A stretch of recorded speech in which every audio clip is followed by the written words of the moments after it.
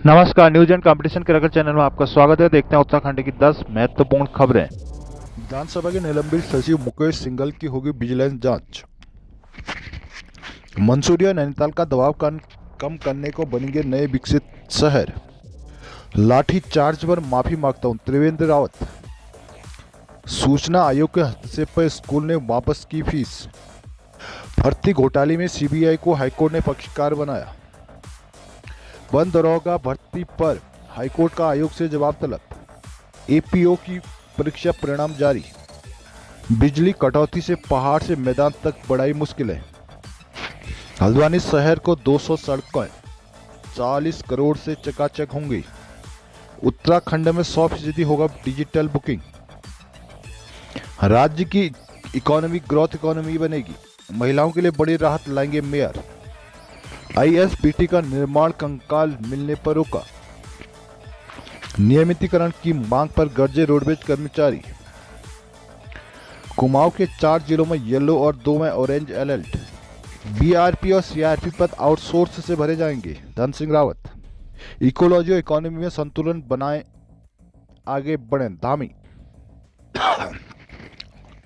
नई पर्यटन नीति में इस बार उत्तराखंड के नए शहरों को पर्यटन के लिहाज से विकसित करने पर फोकस रहेगा। पर्यटकों का भार नैनीताल, मंसूरी व श्रद्धालुओं की लोड चारधाम से हटकर दूसरे क्षेत्रों की ओर डाइवर्ट हो, इसके लिए कुछ अन्य क्षेत्रों को विशेष तवज्जो दी जाएगी। ऐसे क्षेत्रों में ज़्यादा से ज़्यादा सुविधाएं दी जाएंगी। साथ ही ऐसे क्षेत्रों में पर्यटन सेक्टर में निवेश करने वाले निवेशकों को भी विशेष लाभ दी जाएंगे। इसके लिए उत्तराखंड को नई पर्यटन नीति के तहत शहरों को 3 कैटेगरी में बांटा गया है। धामी सरकार ने पर्यटन नीति बनाने की जिम्मेदारी इस बार ग्लोबल मैकेंजी फर्म को दी है। फर्म ने पर्यटन नीति का मोटा खाका पर्यटन विभाग को सौंप दिया है। अब पर्यटन नीति को विस्तार देगा विभाग। इसमें प्रदेश की जरूरतों को ध्यान में रखते हुए अहम बिंदु शामिल किए जाएंगे।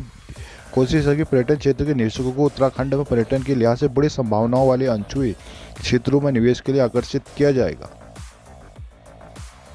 अभी राज्य में धार्मिक पर्यटन में आने वाले श्रद्धालुओं का पूरा फोकस चारधाम हरिद्वार पर ही रहता है। मानस खंड कॉरिडोर बनाकर इन धार्मिक पर्यटकों को कुमाऊं के धार्मिक स्थलों की ओर भी आकर्षित किया जा सकता है। इसके साथ ही मानस खंड कॉरिडोर, गोलजू कॉरिडोर समेत तमाम दूसरी संभावनाओं को भी तलाशा जा रहा है। उत्तराखंड में अभी पर्यटन सेक्टर के निवेशकों का पूरा फोकस प्रमुख शहरों तक ही सीमित है। इस फोकस को ऐसे क्षेत्रों की ओर ले जाया जाएगा जहाँ पर्यटन की असीम संभावना है। इसके लिए निवेशकों को सुविधाएं उपलब्ध कराई जाएंगी। नए क्षेत्रों में पर्यटन सेक्टर में निवेश होने पर ये क्षेत्र नए शहरों के रूप में विकसित होंगे। कारोबारी की गतिविधियां बढ़ेंगी, जिससे रोजगार और स्वरोजगार की भी संभावना बढ़ेंगी। आर मीनाक्षी सुंदरम, सचिव नियोजन। पूर्व सीएम त्रिवेंद्र रावत ने देहरादून में बेरोजगार युवाओं पर हुए लाठीचार्ज की घटना को लेकर पूर्व सीएम त्रिवेंद्र रावत ने देहरादून में बेरोजगार युवाओं पर लाठीचार्ज की घटना को लेकर माफी मांगी है। बकौल त्रिवेंद्र राज्य का पूर्व सीएम और जिम्मेदार नायक होने के नाते मैं इस घटना के युवाओं से माफी मांगता हूं। यह नहीं होना चाहिए था। अगर युवाओं से थोड़ी गलती हुई है तो उसे अनदेखा किया जा सकता है। बल प्रयोग से बचना चाहिए था। श्रीनगर में त्रिवेंद्र रावत ने शुक्रवार को पत्रकार वार्ता की। इस दौरान रावत ने पेपर लीक मामले को दुर्भाग्यपूर्ण बताया। उन्होंने कहा कि सरकार के स्तर से ऐसा करने वालों के खिलाफ कार्रवाई की जाएगी। अब पुनरावृत्ति नहीं होनी चाहिए। रावत ने कहा कि सख्त नकल विरोधी कानून में संशोधन की जरूरत है, उसे करना चाहिए। आगामी लोकसभा चुनाव को लेकर रावत ने कहा कि यह सियासी जंग मोदी अगेन एंड अगेन के नारे के साथ लड़ी जाएगी। उन्होंने आम बजट को देश के आत्मनिर्भर और विश्व में भारत को महाशक्ति के रूप में स्थापित करने वाला बताया। उन्होंने कहा कि बजट में गरीबी, महिलाओं और कर्मचारियों के लिए विशेष व्यवस्था की गई है। रावत ने कहा कि प्रधानमंत्री नरेंद्र मोदी के प्रयासों और कार्य कुशलता से विश्व में भारत का नाम ऊंचा हुआ है। रक्षा के क्षेत्र में आत्मनिर्भरता के साथ भारत अब निर्यातक देश भी बन चुका है। उन्होंने कहा कि उत्तराखंड में ऐतिहासिक विकास कार्य हुए हैं। नैनीताल हाईकोर्ट ने पेपर लीक मामलों की जांच को लेकर सीबीआई को पक्षकार बनाया है। मुख्य न्यायाधीश न्यायमूर्ति विपिन सांघवी एवं न्यायमूर्ति आलोक वर्मा की खंडपीठ ने इसके साथ ही राज्य सरकार और डीजीपी को नोटिस जारी कर 11 जुलाई तक जवाब पेश करने को कहा है। देहरादून निवासी विकेश सिंह नेगी की ओर से घपलों की सीबीआई जांच कराने के दायर इस जनहित याचिका में कहा गया है छात्र यूके पेपर लीक होने के कारण सड़कों पर है। बेरोजगार युवाओं पर सरकार पुलिस बेरोजगार युवाओं पर लाठीचार्ज कर रही है। सरकार मामले में चुप है। कुछ छात्रों को जेल भेज देगा। सरकार पेपर लीक कराने वालों के खिलाफ कोई ठोस कदम नहीं उठा रही। याचिकाकर्ता का यह भी कहना है कि स्थानीय पुलिस और एसटीएफ पर उनका विश्वास नहीं है। यूके ने वीडियो भर्ती, लेखपाल भर्ती, पटवारी भर्ती की परीक्षाएं कराई है और तीनों के पेपर लीक हुए हैं। बंद दरोगा की भर्ती परीक्षा दोबारा कराने के निर्णय के खिलाफ परीक्षा उत्तीर्ण करने वाले अभ्यर्थी हाईकोर्ट पहुंच गए। वरिष्ठ न्यायाधीश संजय मिश्रा ने यह परीक्षा दोबारा कराने का यूके ट्रिपल एससी से कारण पूछा। मामले की अगली सुनवाई 3 मार्च को होगी। इसी भर्ती परीक्षा में 316 अभ्यर्थियों ने शारीरिक परीक्षा उत्तीर्ण की। परीक्षा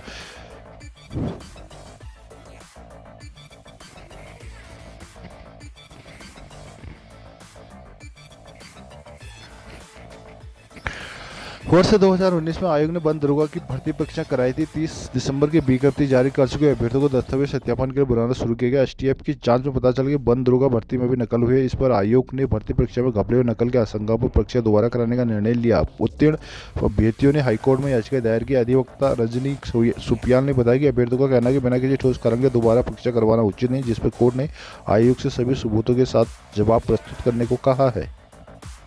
महाराष्ट्र के पूर्व राज्यपाल भगत सिंह कोश्यारी ने कहा कि उत्तराखंड के उत्थान के लिए जो भी संभव होगा उसे करने का वो पूरा प्रयास करेंगे। भगत सिंह ने कहा कि रोजमर्रा की राजनीति के बजाय हुए आप सामाजिक कार्यकर्ताओं में सक्रिय रहेंगे। महाराष्ट्र के गवर्नर पद से इस्तीफा देने के बाद कोश्यारी शुक्रवार को दून पहुंचे। करीब 6:15 में डिफेंस कॉलोनी स्थित आवास पहुंचने में भारत की टुकड़ी ने कोश्यारी को सलामी दी।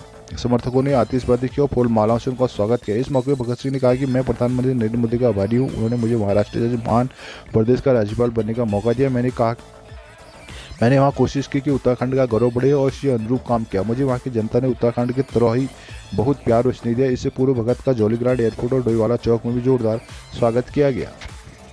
मुख्य न्यायाधीश पुष्कर सिंह धामी ने विधानसभा के निलंबित सचिव मुकेश सिंघल के खिलाफ विजिलेंस की जांच की मंजूरी दे दी है। सिंघल पर विधानसभा में 32 पदों की भर्ती में लिखित परीक्षा कराने वाली एजेंसी को बिल जमा करने के 2 दिन के भीतर 69 लाख रुपए का भुगतान करने का आरोप है। लखनऊ की विवादित एजेंसी RMS टेक्नो सॉल्यूशन से मार्च 2022 में यह परीक्षा कराई गई थी। सिंघल पर एजेंसी के चयन में नियमों का उल्लंघन भी आरोप है। विजिलेंस इसके आय से अधिक संपत्ति अर्जित करने की जांच करेगी। पिछले माह मुख्य सचिव डॉक्टर SS संधू की अध्यक्षता में हुई सतर्कता समिति की बैठक में सिंघल के खिलाफ विजिलेंस जांच की सिफारिश की गई। अब मुख्यमंत्री पुष्कर धामी ने इसकी मंजूरी दे दी है। ऊर्जा निगम के अधिकारी के अनुसार हल्द्वानी में 3 घंटे तक मुख्यालय से रोस्टिंग की गई थी, जिसके साथ ही लाइन मेंटेनेंस के लिए स्थानीय स्तर पर कटौती की गई। इस वजह से 1 दर्जन से ज्यादा ट्यूबवेल का संचालन प्रभावित था। जल संस्थान के अधिकारियों के अनुसार बिजली आपूर्ति बाधित होने से औसतन हर रोज 1 दर्जन ट्यूबवेल काम कर रहे हैं। ऊर्जा निगम की ओर से इन दिनों मेंटेनेंस के नाम पर जमकर बिजली कटौती की जा रही है, जिससे पहाड़ से मैदान तक लोगों को परेशानी झेलनी पड़ रही है। ट्यूबवेल नहीं चलने से कई इलाकों में पानी का संकट भी बना हुआ है। हल्द्वानी शहर और आसपास के कई ग्रामीण इलाकों में शुक्रवार को सुबह से शाम तक बिजली की आवाजाही का सिलसिला चलता रहा। सुबह 9 बजे से शाम 4 बजे तक बिजली की आंख मिचौली जारी है। उधर बेतालघाट, खैरना व गर्म पानी इलाके में दुकानदारों के साथ ही ग्रामीण सुबह से परेशान रहे। यह हाल नगुचियाताल, धारी व ओखलकांडा के ग्रामीण इलाकों में भी रहा। हल्द्वानी शहर में जल्दी 200 खस्ता हाल सड़कों का निर्माण व पुनः निर्माण कराया जाएगा। नगर निगम ने इसके लिए करीब 40 करोड़ रुपए की योजना तैयार की है। कुछ सड़कों के निर्माण का मंजूरी मिल गई। जल्द टेंडर प्रक्रिया शुरू होगी। हल्द्वानी काठगोदाम नगर निगम क्षेत्र में सड़कों की हालत बहुत खस्ता है। कई लोग बड़े बड़े गड्ढे बने हुए हैं। खासकर गैस पाइपलाइन बिछाने वाली कंपनी के काम करने के बाद सड़कों की हालत बेहद खराब हो गई। कुछ सड़कें सीवर लाइन बिछाने के बाद भी खराब हुई, जिससे आए दिन हादसे भी हो रहे हैं। शहरवासियों की समस्या को हिंदुस्तान ने प्रमुखता से चलाए थे। अभियान के रूप में लगातार खबरें प्रकाशित की। इसके बाद नगर निगम अफसर हरकत में आए। अब शहर में करीब 40 करोड़ की योजना से सड़कों के सुधार की कवायद शुरू की जा रही है। सड़क निर्माण से संबंधित विभागों को भी अलर्ट कर प्रस्ताव बनाने को कहा गया है। राज्यपाल लेफ्टिनेंट जनरल गुरमीत सिंह ने अधिकारी के साथ समीक्षा बैठक की। उन्होंने राज्य की अर्थव्यवस्था को ग्रोथ इकोनॉमी बताया। ग्रोथ में G से ग्लोबल, R से रिलीजियस, O से ऑर्गेनिक, W से वुमेन वेलनेस, T से टूरिज्म और H से हॉर्टिकल्चर है। राज्य में इसके विकास की संभावना है। उत्तराखंड को ग्रोथ इकोनॉमी के कॉन्सेप्ट से भारत ही नहीं पूरे विश्व में अलग पहचान दिलाई जा रही है। सर्किट हाउस में समीक्षा बैठक के दौरान उन्होंने जिलाधिकारी धीराज गर्ब्याल द्वारा जिले के विकास के लिए बनाई जा रही योजना को क्रांतिकारी बताया। उन्होंने कहा कि जिलाधिकारी ने सभी अवसरों को तलाशते हुए बेहतर कार्य योजना पर काम किया। जिले में टूरिज्म और पर्यटन को बढ़ावा देने का काम किया जा रहा है। IG नीलेश आनंद भरण, DM धीराज गर्ब्याल, SSP पंकज भट्ट आदि मौजूद रहे। इंडियन ऑयल देहरादून की ओर से शुक्रवार को सूखाताल में LPG वितरकों की समीक्षा बैठक हुई। इस दौरान सुरक्षा समेत डिजिटल बुकिंग को लेकर वितरकों को जागरूक किया गया।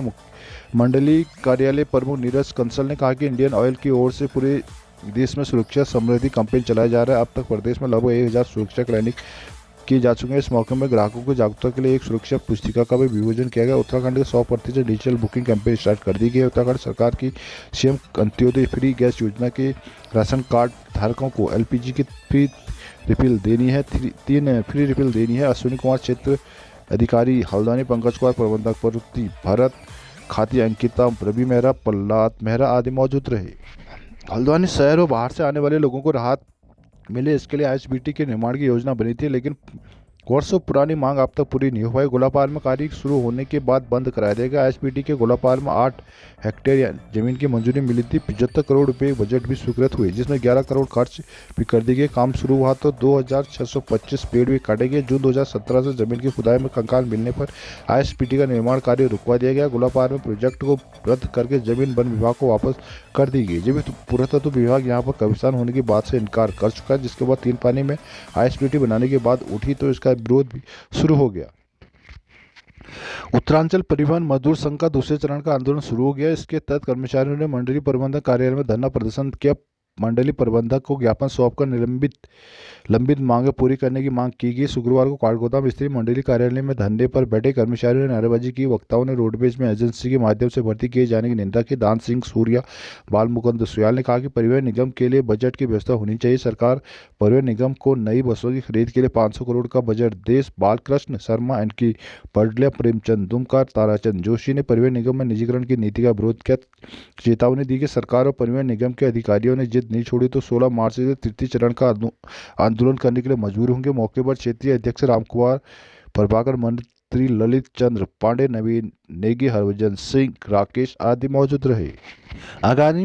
आगामी दिनों में बेतहाशा गर्मी पड़ सकती है। मौसम विज्ञान केंद्र ने कुमाऊं के 4 जिलों में येलो अलर्ट, जबकि अत्यधिक तापमान वृद्धि की संभावना को लेकर 2 जिलों में ऑरेंज अलर्ट जारी किया। इन जिलों में सामान्य से 8 डिग्री तक तापमान में वृद्धि की संभावना जताई है। अब फरवरी का आधा महीना ही बीता है, लेकिन गर्मी का एहसास शुरू हो गया है। अभी तराई में तापमान 27 डिग्री सेल्सियस तक पहुंच गया है। पहाड़ों में भी सामान्य से अधिक तापमान दर्ज किया जा रहा है। गर्मी को लेकर मौसम विज्ञान केंद्र की ओर से 17 से 20 फरवरी तक कुमाऊं के अल्मोड़ा, नैनीताल, चंपावत और उधमसिंह नगर में येलो अलर्ट जारी किया। इन जिलों में तापमान 30 डिग्री सेल्सियस तक जा सकता है। वहीं बागेश्वर और पिथौरागढ़ जिलों के ऑरेंज अलर्ट जारी किया। यहाँ अधिकतम तापमान सामान्य से 8 डिग्री सेल्सियस से भी ऊपर जाने की संभावना जताई गई है। शिक्षा विभाग में लंबे समय से रिक्त बीआरपी और सीआरपी के 955 पदों को आउटसोर्स के माध्यम से भरा जाएगा। इसके लिए आउटसोर्स एजेंसी का चयन करने के निर्देश दे दिए गए। शुक्रवार को शिक्षा मंत्री धन सिंह रावत ने सचिवालय स्थित मुख्य सचिव सभागार में शिक्षा विभाग की समीक्षा बैठक में इसके लिए निर्देश दिए। मंत्री ने कहा कि सरकार ने 10वीं और 12वीं परीक्षा की परिषदीय परीक्षाओं में एक विषय में अनुत्तीर्ण छात्रों के लिए एक अंक सुधार की व्यवस्था करने का निर्णय लिया है, जिसका प्रस्ताव आगामी कैबिनेट में लाया जाएगा। 250 से अधिक छात्रों वाले स्कूलों में हाइब्रिड मोड में वर्चुअल एवं आईसीटी लैब की स्थापना की जाएगी। शासन स्तर पर लंबित SCERT के अंतर्गत शिक्षा संवर्ग के ढांचे पर शीघ्र निर्णय लेने के लिए निर्देश अधिकारी को दिए गए हैं। इस बैठक में मुख्य सचिव डॉक्टर SS संधू, वित्तीय सचिव दिलीप जावलकर, शिक्षा सचिव रविनाथ रमन, अपर सचिव योगेंद्र यादव, DG शिक्षा बंशीधर तिवारी, RK उनियाल सहित अन्य अधिकारी उपस्थित रहे। उत्तराखंड में कचरे से बिजली बनाने का पहला प्लांट शुक्रवार को शुरू हो गया। काशीपुर में लगे इस प्लांट का शुभारंभ मुख्यमंत्री पुष्कर सिंह धामी ने वर्चुअली माध्यम से किया। प्लांट में लगे बॉयलर से रोज 100 टन प्लास्टिक कचरे में बिजली बनाई जा सकती है। इस मौके में मुख्यमंत्री ने कहा कि सरकार हर जिले में वेस्ट टू एनर्जी और वेस्ट टू वेल्थ प्लांट लगाने की प्रोत्साहन देगी। मुख्यमंत्री धामी ने कहा कि विकास के साथ इकोलॉजी और इकोनॉमी में संतुलन बनाकर आगे बढ़े। उत्तराखंड प्रदूषण नियंत्रण बोर्ड PCB ने शुक्रवार को IT पार्क के गौरा देवी भवन में प्लास्टिक वेस्ट मैनेजमेंट और सिंगल यूज प्लास्टिक पर प्रतिबंध को लेकर कार्यशाला आयोजित की थी। कार्यशाला में मुख्य अतिथि धामी ने काशीपुर में स्थित बहल पेपर इंडस्ट्री द्वारा लगाए गए वेस्ट एनर्जी प्लांट का शुभारंभ किया। इस मौके पर उन्होंने कहा कि प्लास्टिक प्रदूषण के कारण आने वाली चुनौतियों से निपटने को उत्तराखंड तैयार है। उत्तराखंड के पर्यावरण को सुरक्षित रखने के लिए सभी को आगे आकर काम करना होगा। विकास बढ़ रहा है, ऐसे में विकास के साथ इकोलॉजी और इकोनॉमी में संतुलन बनाए रखना जरूरी है। उन्होंने कहा कि प्रधानमंत्री नरेंद्र मोदी नमामि गंगे स्वच्छता समेत पर्यावरण संरक्षण के कार्यक्रमों को प्राथमिकता दे रहे हैं। इस दौरान मुख्य सचिव RK सुधांशु, सचिव RK सुधांशु, सदस्य सचिव सुशांत पटनायक, निदेशक SP सुबुद्धि, उद्योगपति पंकज गुप्ता, अनिल मरवाहा सहित नगर निकायों और बोर्ड के अधिकारी मौजूद रहे।